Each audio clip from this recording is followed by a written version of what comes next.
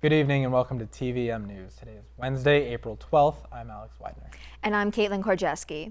This week we bring you the latest happening in the Marywood University community. Graduation is approaching, a new art gallery, sport highlights, the 7-day weather forecast, and more. Marywood University was just a small part of the local area that was affected by a water main break over the weekend. The break occurred on Saturday in Dunmore. Pennsylvania American Water, the company responsible for much of the area's water supply, advised customers in the Scranton and Mid-Valley regions to boil all water for food preparation and consumption because the break created conditions that increased the chance of bacteria in the water. The break was expected to take up to 24 hours to fix. This morning, PA American Water lifted the boil advisory after samples collected on April 10th and 11th passed inspection. Marywood students voted for the next executive members of the Student Government Association for the 2017-2018 school year. The winners are as follows: Jenna Edmonds as SGA President, Brandon Morley as Vice President, Alexis Hammer as Secretary, Gianna Della Rose as Chief Funding Officer, and Ryan Calamia as Communications Manager. Students are now currently running for SGA representative positions, and voting for that will take place on April 19th via email. A Marywood alumna and faculty member will be receiving the 2016 Pennsylvania Academy of Nutrition and Dietetics Outstanding Dietetic Educator Award. Dr. Erin O'Hora conducts research in early adulthood obesity prevention, and the award is given out in recognition of educators in the Academy of Nutrition and Dietetics recognized programs. O'Hora will receive her award later this month. The Marywood Music Therapy Club hosted a pageant to find the next Mr. Marywood. TVM's Clouse has more. Marywood's Music Therapy Club held its annual fundraiser event Tuesday evening that puts a twist on beauty pageants. I'm Clouse reporting for TVM News here in the Nazareth Student Center, where the Mr. Marywood Beauty Pageant is giving guys on campus the chance to show off their style and take home the crown. Male students signed up in advance to participate in the pageant to compete for the title of Mr. Marywood. Contestants competed in a fashion show, relay race, and talent show. Music Theater and Dance Department co-chairman Dr. Rick Hoffenberg returned on this year's panel of judges. It's all in good fun, and I think it's a great way to raise money and provide people with an evening of relieving stress and just having a good time. Winning the most competitions, freshman music therapy major Spencer Cole was named this year's Mr. Marywood. It's good because it helps us fund events such as going to conferences and other learning experiences that will really help us to further better our major and advocate for music therapy across the world. By the end of the night, the Music Therapy Club raised over $125. For TVM News, I'm Clouse. A new art gallery called Unique Perspectives has opened up on campus. The gallery features artwork done in pen and ink drawings and watercolor paintings created by Don Murray, a West Scranton native. His collection includes drawings of many historic landmark buildings in the Scranton area, including some that are no longer standing. The gallery will be open in the Suraci Gallery until April 26th. The English department is hosting 2 local authors next week. Margot and Marnie Azzarelli will be on campus on April 20th for a discussion and signing of their latest book, Labor Unrest in Scranton. The event will start at 7 p.m. in Learning Commons Room 331. The book details the events surrounding the 1902 anthracite coal strike, a strike that lasted over 100 days and resulted in better labor conditions and compensation for coal miners. The strike was a huge step in the progress of workers' rights in the post-industrial revolution United States. The Marywood class of 2017 has nearly a month left until graduation. Senior week is fast approaching with fun activities lined up starting on Monday, May 15th. On Monday, seniors can take a bus trip to Atlantic City, New Jersey. On Tuesday, brunch and games of bingo will be on campus. Seniors can then dance and socialize at the Scranton Hilton Hotel on Wednesday for the senior formal, where the theme will be all around the world. The week will end with a bonfire and time capsule on Thursday. That's right. Just like Kaitlin said, the 2017 Marywood University graduation commencement is just about a month away. This year's keynote speaker was announced late last week. Jill Doherty is a foreign correspondent for CNN and has been with the network since 1983. She is the former chief of CNN's Moscow bureau and a former CNN White House correspondent. Doherty's expertise is in post-Soviet Russia, and she has conducted research in Russian media and Russian governmental communications. Commencement will take place on May 20th. That's right, and volunteers are needed for all of commencement weekend next month.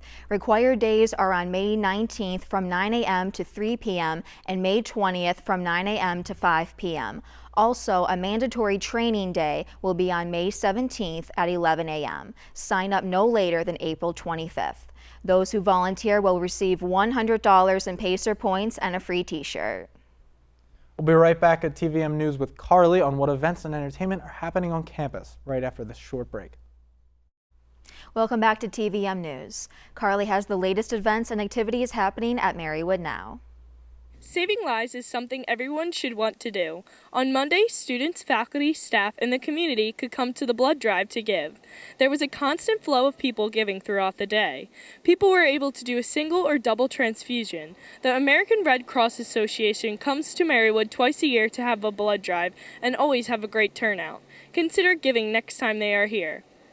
Registration for the 2017 fall semester for freshmen was Sunday night at 12 a.m. There was a glitch and students were not able to register. However, it was fixed and registration is fine now. All students should be able to register for next semester's classes. Make sure the schedule of your dreams for the fall.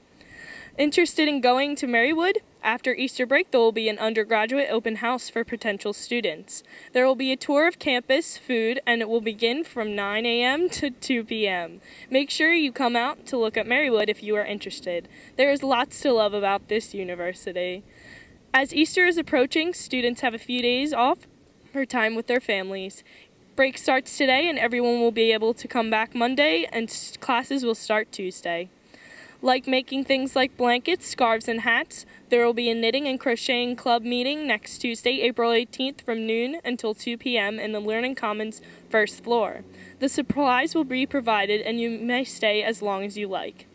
Bring your creativity and even some friends for a break from class. And that's all for Marywood's upcoming weekly events. Enjoy your Easter break. Back to you at the desk. Up next, the latest national news right after this short break. Welcome back to TVM News. On Sunday night, a passenger was literally dragged off of a United Airlines plane due to the plane being overbooked. The United Airlines staff asked for volunteers to give up their seats, and when no one would, they randomly selected someone.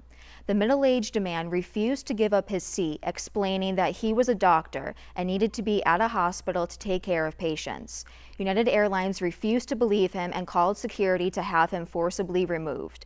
The United Airlines CEO apologized and is looking for a resolution to what happened. New York is one step away from becoming the first state to offer tuition-free college to middle-class residents. State officials reached a budget deal on Friday that includes money for the plan. Lawmakers formally approved it on Monday. The plan would cover college tuition for students whose families fall below certain income level. The cap would start at $100,000 a year, but it would gradually go up. Governor Andrew Cuomo put the price tag at $163 million in the first year, but some lawmakers say that's lowballing it.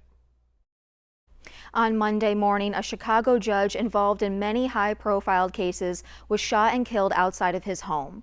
Judge Raymond Miles and a close associate of his were leaving his residence when an unknown gunman opened fire.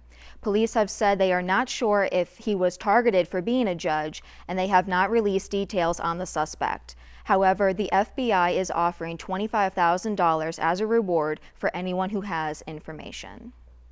With just a few weeks left in the current term, the U.S. Supreme Court has been restored to a full bench. After a protracted political battle and unprecedented parliamentary procedures in the Senate, Neil Gorsuch was sworn in on Monday morning as the newest justice. CNN's Karen Kaifa reports from Washington, D.C. The Supreme Court has 9 justices once more. Neil Gorsuch was sworn in here at the court by Chief Justice John Roberts in a private ceremony attended by current justices and their spouses, as well as Gorsuch's wife, who held the family Bible, and their 2 daughters. The events ending a 14-month vacancy left by the unexpected death of Antonin Scalia last February. A public ceremony also took place in the White House Rose Garden. We are here to celebrate history. Justice Anthony Kennedy performed the swearing-in duties at the White House for a very special and historic reason. Congratulations. Gorsuch was a clerk for Justice Kennedy during the 1990s, so this marks the very first time that a justice and his or her former law clerk will sit on the high court together. I will never forget that to whom much is given, much will be expected. And I promise you that I will do all my powers permit to be a faithful servant of the Constitution and laws of this great nation. With a judicial philosophy very similar to that of Scalia, Gorsuch is expected to vote most often with the court's conservative justices, restoring their majority. There are just a few weeks of oral arguments scheduled for the remainder of this term, so Gorsuch will get straight to work with his 8 new colleagues who have been operating shorthanded with the chance of 4-4 deadlocks. The court will also confer to discuss cases for the next term. Also, possibly on the horizon in May, federal appeals courts are set to hear challenges to President Trump's revised travel ban. The High Court may be asked to rule on emergency motions in those appellate court cases. One reason judicial independence was such a hot topic during Gorsuch's confirmation proceedings. At the U.S. Supreme Court, I'm Karen Kafa. There was a school shooting in San Bernardino, California on Monday at North Park Elementary School in what is believed to be a murder-suicide. 4 in total were shot, including 1 female adult victim who died at the scene and also 2 children, one of whom died at the hospital and the other child is in critical condition. The shooter then killed himself shortly afterwards. Police have given no word yet on a motive. He sent a manifesto to President Trump detailing his grievances with the government. He's also suspected of stealing high-powered weapons from a Wisconsin gun shop. A manhunt is intensifying for Joseph Jacobowski. David Johnson has the story from Janesville, Wisconsin. I just want this to end. I want to feel safe in my home again. Jessie Efer says she feels uneasy in her own neighborhood since police started searching for Joseph Jacobowski. My boyfriend called me and said, "Did you see that they did that there was a SWAT team right by your house?" The Rock County Sheriff's Office is ramping up their efforts as the manhunt for the fugitive continues. The search is now in its 4th day, and Commander Troy Knudsen says they are widening their search. We've reached out to all of the surrounding law enforcement. Knudsen says as long as Jacobowski is still on the loose, he is still considered a threat. The guns taken from that gun store have not been recovered, so he is considered armed and dangerous, and that has many in the community concerned. I started kind of having a panic attack, and I couldn't sleep last night because just knowing that he could possibly be like right in my area where my daughter lives. Then I started getting calls from parents, worried about should I send my kids to school tomorrow. Investigators are following up on more than 200 tips. As of this morning, we had 220. We continue to receive tips throughout the day. One of those tips led them to a man loading a gun into the trunk of his car not far from a local church. As a result, they called us, and we sent an appropriate response to that, along with a tactical element to get to the bottom of what exactly was going on there. However, that lead turned out to be unsubstantiated. It turned out in this case that the subject was simply going out target shooting. When we come back, the 7-day weather forecast here at TVM News. Welcome back to TVM News. Let's check in with Sam on the Scranton area weather forecast. Today we have clouds making way for a clear and somewhat colder night. The high 67 degrees and the low 39 degrees. Tomorrow, a couple miscellaneous clouds, but a pleasant day nonetheless. That high will be 59 and the low 37. Friday, a nice half and half of clouds and sky staying constant throughout the day. High 62, low 43. Saturday, sunny in the morning, followed by a thunderstorm that afternoon, leading into a calm night. That high will be 61 and the low 53. Sunday, a frantic mix of sun and storms in the morning, followed by some gentle rain that night. High of 73 and a low of 51. Monday, another mostly clear day with only a few clouds to be seen. High 64, low 44. Lastly, on Tuesday, a couple more clouds rolling in as the day goes on, but not much else. The high 65 and the low 40 degrees. That's all for now. See you in 2 weeks. Back to the desk. Thanks, Sam. We'll be right back after this short break. Welcome back to TVM News. Let's check in with Nicolo from Marywood and National Sports. Plenty of new school records were set at the men's and women's track and field meet against Moravian College this past Saturday. It was an incredible day for Tyler Schotto, who set not 1, not 2, but 3 school records all in a day's work. Schotto broke his own records in both the 400 meters and the high jump. In the 400, Schotto turned in a time of 49.67 seconds in winning the event, and his jump of 1.9 meters in the high jump was good for second place in the event at the meet. The other record Shadow eclipsed was the long jump record with a leap of 6.17 meters, which secured a 9th place finish in that event for the meet. Shadow was named to the Colonial States Athletic Conference Track and Field Honor Roll. In another record-setting performance, Nick Marolo threw his way to a new discus record of 40.62 meters. Marolo wasted no time in breaking the record that he set just last week. In total, 28 personal records were established by Marywood athletes at the meet. No team scoring was kept at the meet. The team is in action right now against Gwynedd Mercy. It was a 1-2 week for the baseball team, with all 3 games being played against Immaculata University. First, last Friday, the team played a doubleheader against Immaculata. These 2 games resulted in a split for the Pacers. The first game was won by Immaculata by a score of 7-4, but in the second game, the Pacers came out on top in a 13-4 victory. In the win, Vince Rebar turned in a 3-for-5 performance with 5 runs batted in. Following the split, the Pacers came up short in the week's finale against Immaculata by a score of 9-4. James Getz's 3-for-4 performance at the plate was the highlight for the Pacers. As for the softball team, the week got off to a slow start due to dropping a pair of games to Wilkes University in doubleheader action last Wednesday. The Pacers didn't wait long in reversing their fortunes, though. In a doubleheader on Sunday, the team swept Notre Dame of Maryland University with scores of 10-1 in 5 innings and 8-0 in 5 innings. In the dominant display, Alexa Scala and Kirstie Alvarez starred for the Pacers. Alvarez was a perfect 4-for-4 across the 2 games with 3 RBIs. Meanwhile, Scala turned in a 5-for-6 performance in the pair of games with 5 RBIs. Scala picked up her 100th career hit just to make the weekend a little more impressive. On Monday, the Pacers swept a doubleheader against Clark Summit University, 11-1 and 9-0, both in just 5 innings of play. Brooke Labs had 5 hits and 7 at-bats with 6 RBIs in the sweep. This week's men's tennis match between Marywood and Newman University came down to the wire. The hard-fought match saw Newman eventually prevail by the narrow margin of 5-4. The match came down to a 3-set 6th singles match that Newman edged Marywood in for the victory. Highlights for the Pacers included wins at first singles by Ahmed El Raif, second singles by Brian Scholl, and 5th singles by John Shebby. El Raif and Scholl also won their first doubles match. A match is in action as I speak against Clark Summit University. The women's team wrapped up their season this week with a 1-1 record for the week. The women defeated Misericordia University 5-4 before losing to the University of Scranton in their season finale. The team finishes with a 14-4 record. The Marywood women's lacrosse team moved into sole second place of the CSAC standings in yet another dominant week. The women started with an 18-2 rout of Cedar Crest College, then followed that with a 17-7 win against Immaculata University. TVM's Brendan Murphy has more.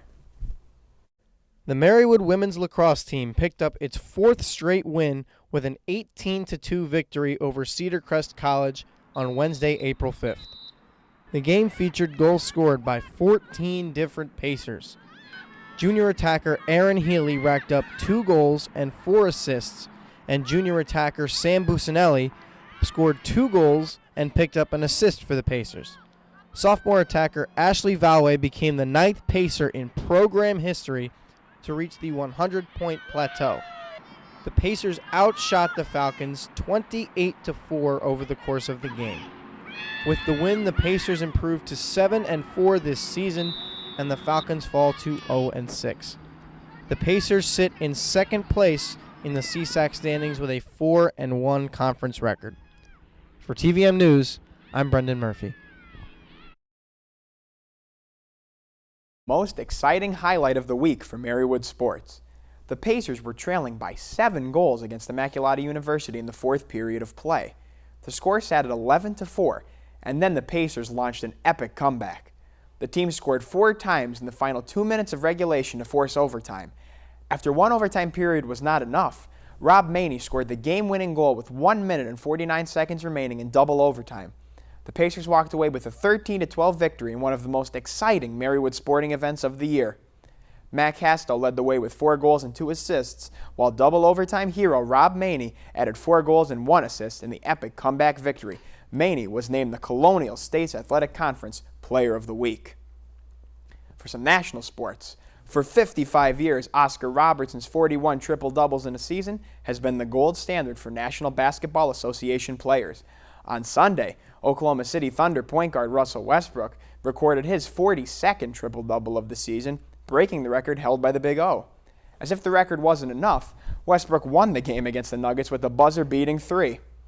Westbrook not only broke Robertson's single-season triple-double record, but also joined Robertson as the only player to average a triple-double for an entire season. In the 1961-62 season, Robertson averaged 30.8 points per game to go along with 11.4 assists and 12.5 rebounds per game to give him a triple-double for the season. As of Sunday, Westbrook's season total sits at 31.9 points per game with 10.4 assists and 10.7 rebounds per game. He has clinched a triple-double average for the season already. All that's left for Westbrook is to see whether or not he will be named the NBA's most valuable player over Rockets guard James Harden and Cavaliers forward LeBron James. After 74 starts in major tournaments, Sergio Garcia has attained his elusive first major title. The 2017 Masters took place this past Wednesday at Augusta National Golf Club in Augusta, Georgia, as it does every year, and this year's tournament saw Sergio Garcia walk away with the coveted green jacket. In a tournament that started with the course playing difficult through the first 2 rounds, it culminated in a back 9 duel between Englishman Justin Rose and Spaniard Sergio Garcia. 72 holes were not enough to crown a champion this year, and Rose and Garcia headed to a sudden death playoff. On the first playoff hole, Garcia birdied the hole while Rose parred it. The birdie moved Garcia to the winning score of 10 under par. At the ceremony in Butler Cabin, Garcia joined Seve Ballesteros and Jose Maria Olazabal as the only Spaniards to don the green jacket. That's all for this week. Hope everyone has a happy Easter. For now, back to the desk. Thanks, Nicolo. For everyone here at TVM News, thanks for tuning in. Check out TVM's Facebook, Instagram, and Twitter for more news updates throughout the week. We'll be back in 2 weeks. Tune in at 5 o'clock in 2 weeks at TVM News.